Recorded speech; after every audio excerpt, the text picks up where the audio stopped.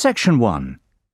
You will hear a telephone conversation between an owner of a restaurant and a customer who is calling to find out information about food and prices at the restaurant. First, you have some time to look at questions 1 to 3.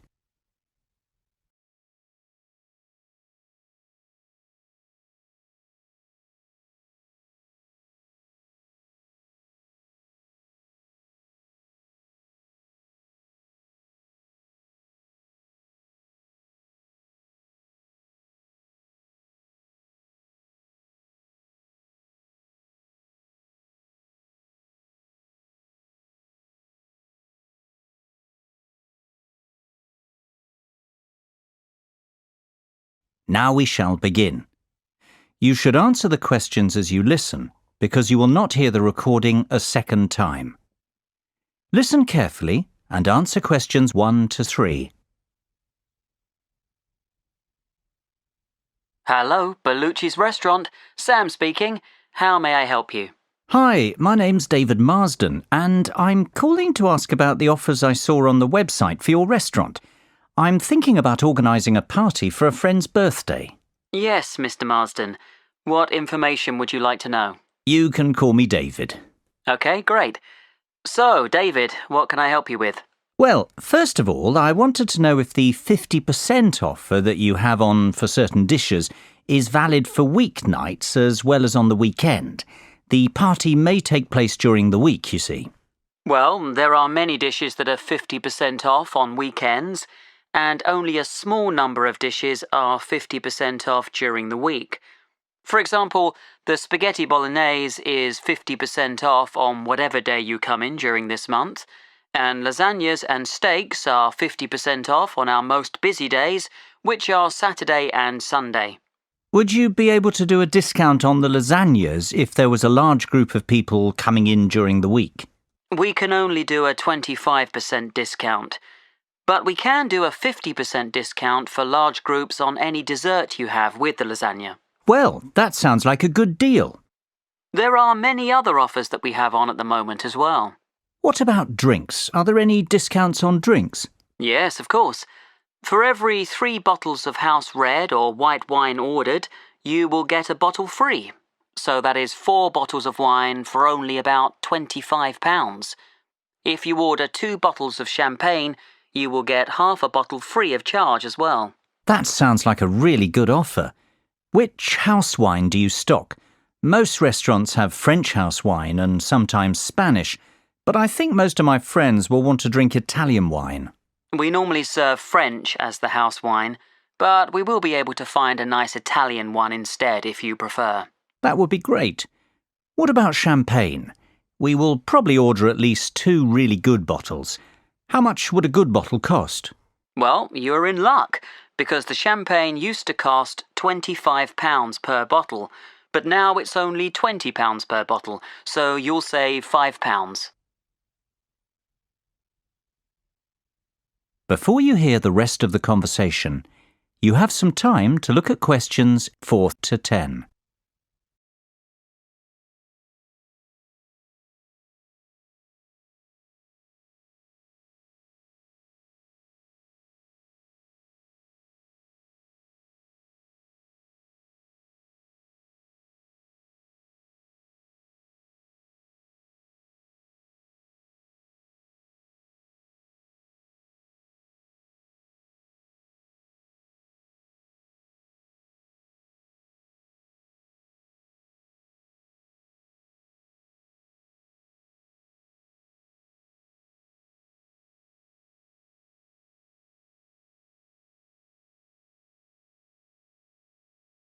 Now listen and answer questions 4 to 10.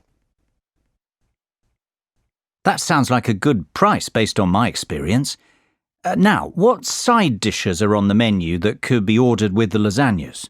Well, we have a range of side dishes. Some go better with the lasagna than others, but of course, it's your choice. The chef's special side dish is a chicken and cheese dish. This may be too heavy to have with lasagna, but we have a selection of salads, such as a mixed salad and a Greek salad. They would be the best option with that main course. Some other side dishes that are popular are tomato bread with herbs and Italian cheese with peppers. That all sounds very tasty, and I'm sure all the people who are coming to the party will like these types of dishes. I might come in during the week to try out some of your food before the party. So, would you like to reserve the table then for your party? Yes, I was wondering if you have any tables free for the 20th of August. I'm afraid we are all booked up on that date, but we can reserve a table for you for the week after, on the 27th of August. Is that okay? Yes, that will be fine. How many people will there be? 15. Can we have the table for 7 o'clock on that evening? Yes, that can be arranged. Please, can I take your phone number for the booking? Yes, it's 01445 333 6451. Okay, that's great. Can I also take your email address to send you information about the restaurant and update you about offers and evening entertainment? Sure, it's david.hamill@worthing.com. david.hamill@worthing.com. Great. Well, I think that's all I need for the moment. We'll be in touch closer to the date when you'll be coming to the restaurant. If you want to ask anything or order anything special, we can cater for most requests. Yes, that would be good, as I'm sure I'll think of something. Bye-bye, David. Speak soon. That is the end of section 1. You now have half a minute to check your answers.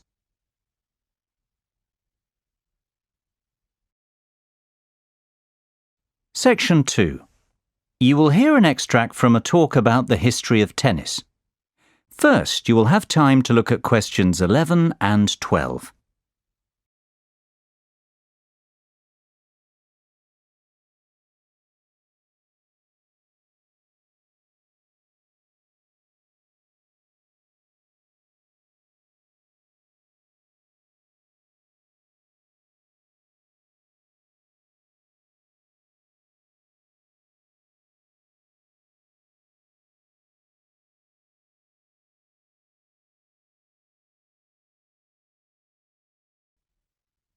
Now listen carefully and answer questions 11 and 12.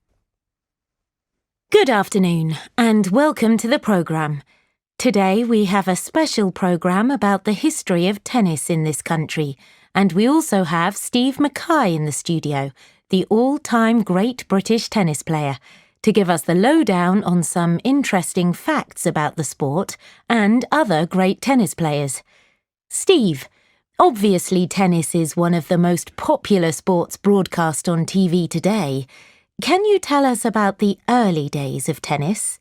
Well, the medieval form of tennis is known as real tennis and eventually became lawn tennis, which is what we know today. Real tennis changed over 3 centuries from an earlier ball game played around the 12th century in France. This had some similarities to handball. People would hit a ball with a bare hand and later with a glove. People say this game was played by monks in monasteries. By the 16th century, the glove had become a racket.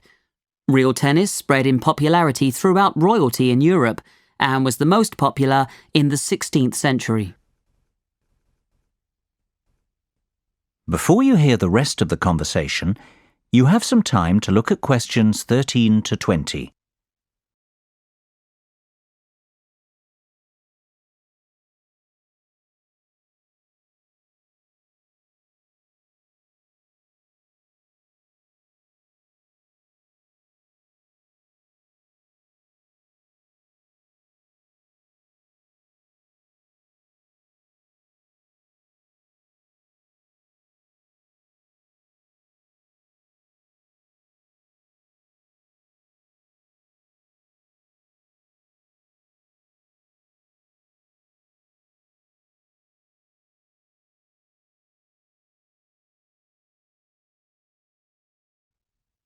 Now listen and answer questions 13 to 20.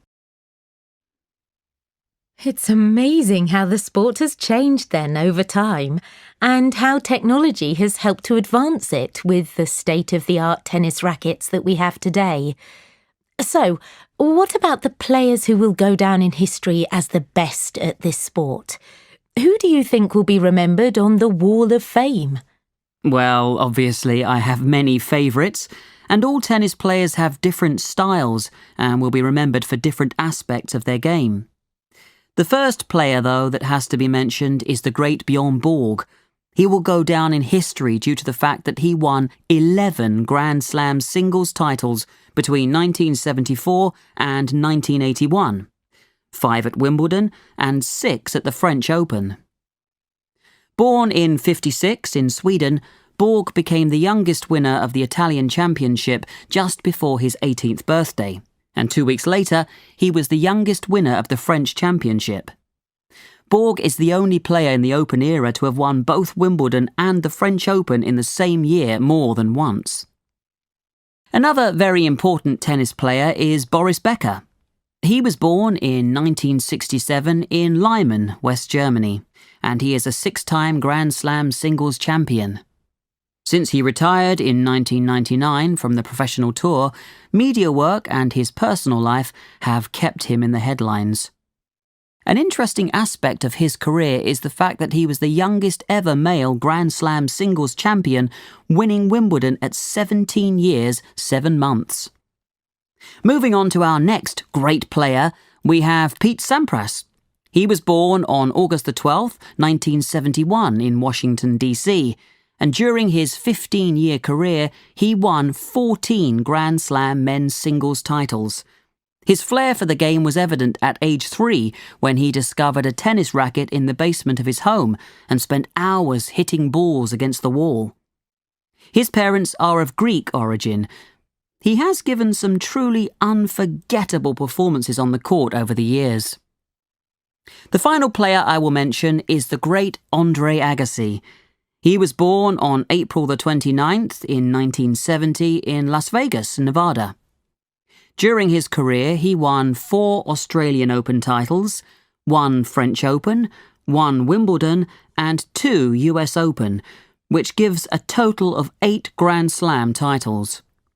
An interesting aspect of his career was that he turned professional at the age of 16, and his first tournament was in La Quinta, California. He won his first match against John Austin 6-4, 6-2, but then lost his second match to Mats Wilander 6-1, 6-1. By the end of the year, Agassi was ranked world number 91. These players really have achieved a great amount in their lives, and they will be talked about for years to come, especially when the Wimbledon Championships come round in June. Steve, which one is your ultimate favourite? Oh, I just can't answer that. They all evoke great memories in the world of tennis, and they have all contributed so much to the game. Their names will always be inscribed on the Wall of Champions. That is the end of section 2. You now have half a minute to check your answers.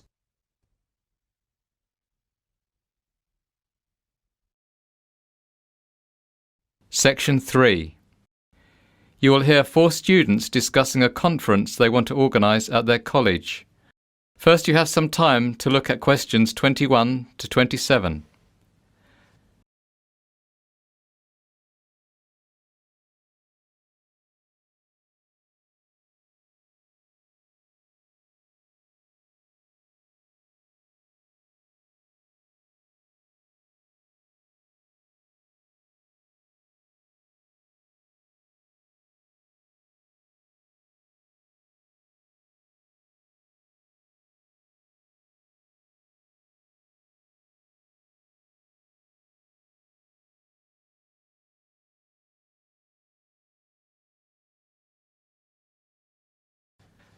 Now listen carefully and answer questions 21 to 27. So, Mr. Peters has finally agreed that we can organise this year's college conference. So, we need to really go through all the most important items in order to establish a general schedule for the conference. and how we are going to put it all together. Yes, I agree. We can't leave things to the last minute, and there are quite a lot of good speakers who have offered their services for this conference. It's important that things go smoothly. Don't forget that Mr. Peters has been against the idea of this conference for the last 2 years. So we need to make it worthwhile and get at least 100 students to attend so that we can prove this is an event that students can benefit from. The most important thing we need to consider is the range of speakers who we will invite to the conference. If they are well respected in their different fields, then the students will be very keen to come and hear the talks. We don't have a massive budget either, so we have to negotiate on the fees that the speakers will charge. Sam, you mentioned before this meeting that you have had some calls from some interesting potential speakers. Can you give us the lowdown on the rough list that you have at the moment? Yes. The main person on my list, who is an expert in the field of business management, is Professor Harmon. He would be good at running workshops where students can discuss how to start a business, and he likes to include role plays, which make the sessions more interesting. Yes, I've heard of him, and people have told me that he is dynamic and interesting. He doesn't like just giving lectures. He likes to get the students involved more in the discussion. We should definitely send him a formal invitation. What about another area of study, such as maths?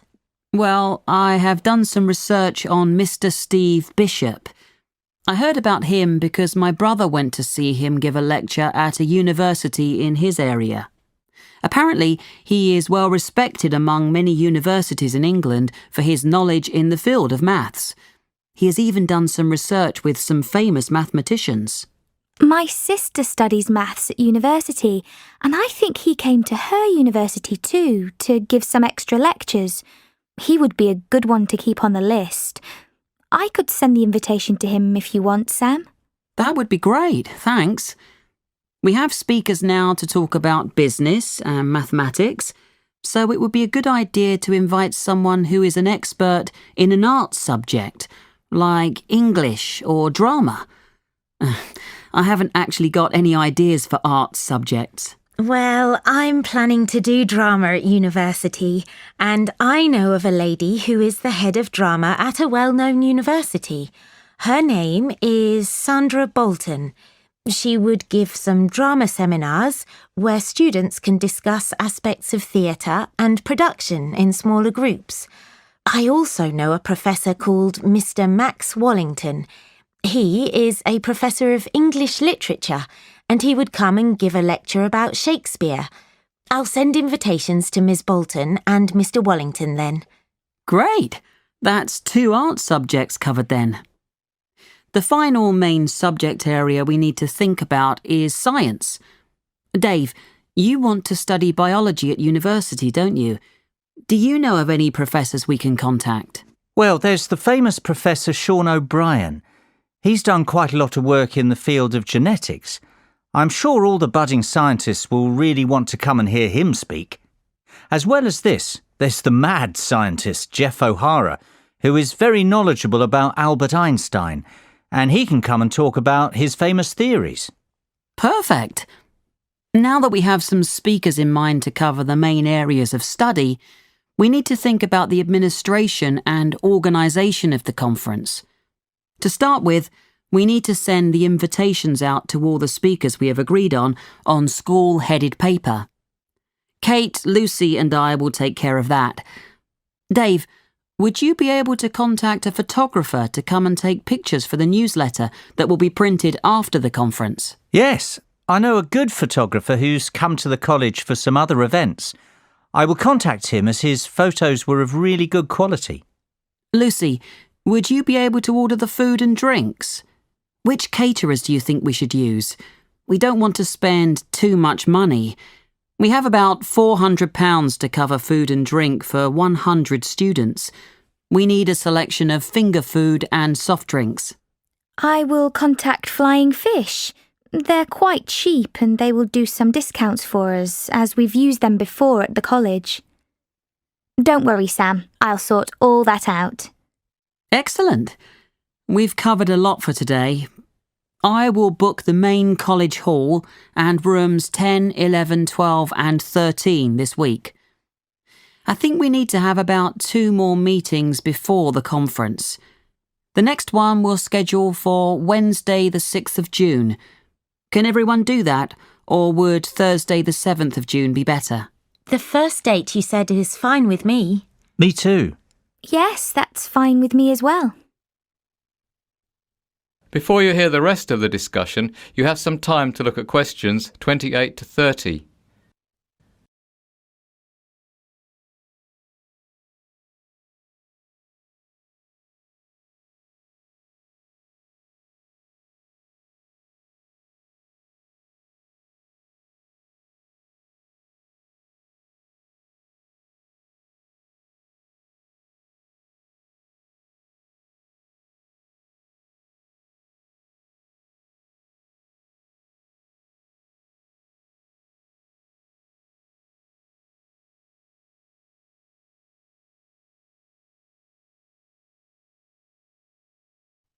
Now listen and answer questions 28 to 30. Last thing to mention before we finish up for today is some things that Mr. Peters, our lovely headmaster, has said. As we said at the beginning, he hasn't been so enthusiastic about this conference, and he has given us some rules we have to stick to during the conference. I've made a photocopy of them for everyone. I think we should just go through them now to get them out of the way. Good idea. Well, the first thing Mr. Peters said is that we have to make a record of all the students who attend the conference, as he wants those figures after the event to check that the money he gave us to organise it was worth it. He also wants to know which subject each of the students who attended is going to study at university, to show that we have provided suitable speakers at the conference. He said that he doesn't mind how many speakers we invite, as long as the lectures are well attended. The last requirement was that we help organise the travel arrangements for the speakers. We can discuss the details of this in the next meeting. That all sounds fairly easy to manage.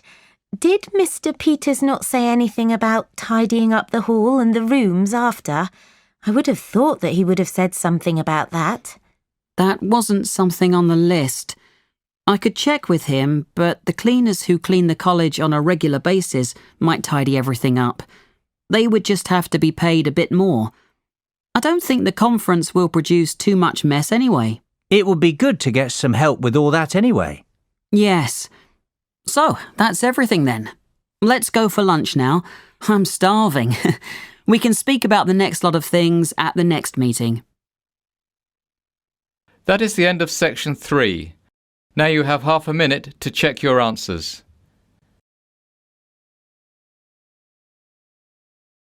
Section 4. You will hear part of a lecture about healthy eating. First, you have some time to look at questions 31 to 40.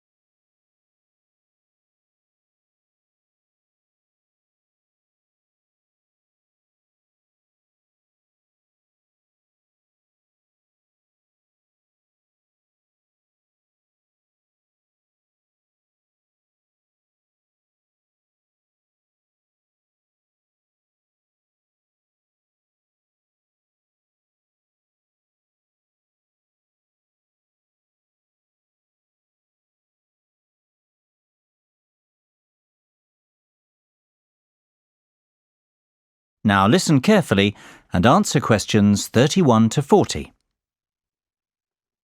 I'd like to introduce our speaker today, who has come all the way from Manchester. Dr. Paul Harold, the head of research in nutrition at Manchester University. He is going to talk to us about ways we can improve our lifestyle and fitness. This will include watching what we eat and being more careful about our calorie intake, as well as taking regular exercise. This is an important current issue, as many people eat too much junk food, and the nation as a whole is fatter than it was 100 years ago. Thank you, James, for your introduction. You are absolutely right.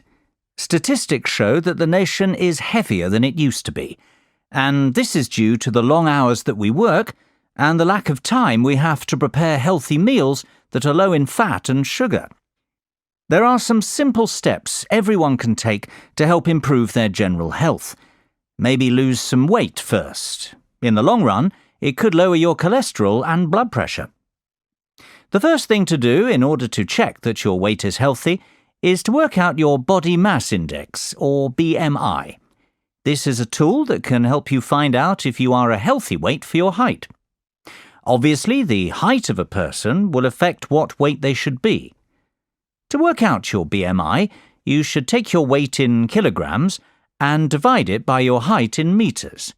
Then you divide the result by your height in meters again. The result you come up with can be checked on a chart to see if your BMI is too high, too low, or about right. Even if your BMI is about where it should be, it is still important to eat a healthy and well-balanced diet. A healthy diet involves consuming appropriate amounts of all the food groups, including an adequate amount of water. Nutrients can be obtained from many different foods, so there are a wide variety of healthy diets. To start with, it is important to eat starchy foods such as bread, cereals, potatoes, rice and pasta, together with fruit and vegetables, and this should provide the bulk of most meals. Some people wrongly think that starchy foods are fattening. In fact, they contain about half the calories than the same weight of fat. Also, starchy foods often contain a lot of fibre. When you eat starchy foods, you get a feeling of fullness, which helps to control appetite. It is also important to eat at least 5 portions, and ideally 7 to 9 portions, of a variety of fruit or vegetables each day. If you eat a lot of fruit and vegetables, then your chance of developing heart disease, a stroke, or bowel cancer are reduced. You also need a certain amount of protein to keep healthy. However, most people eat more protein than is necessary. You should choose poultry such as chicken or lean meat. There is evidence that eating oily fish helps to protect against heart disease.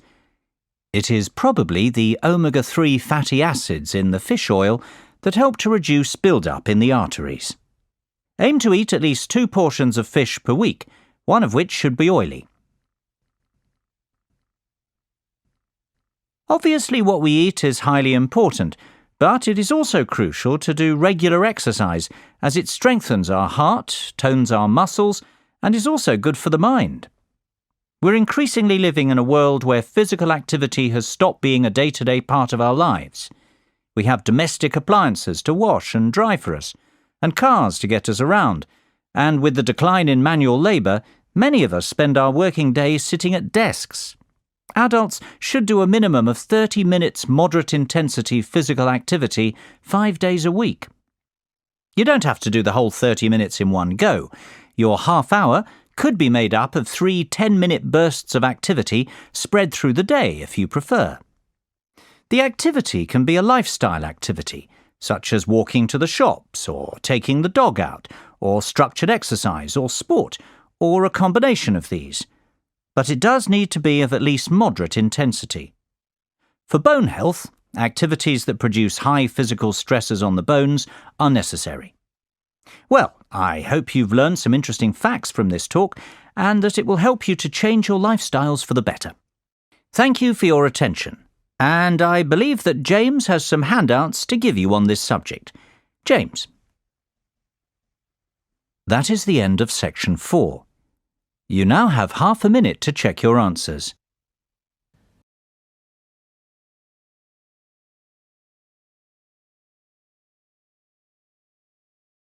That is the end of the listening test.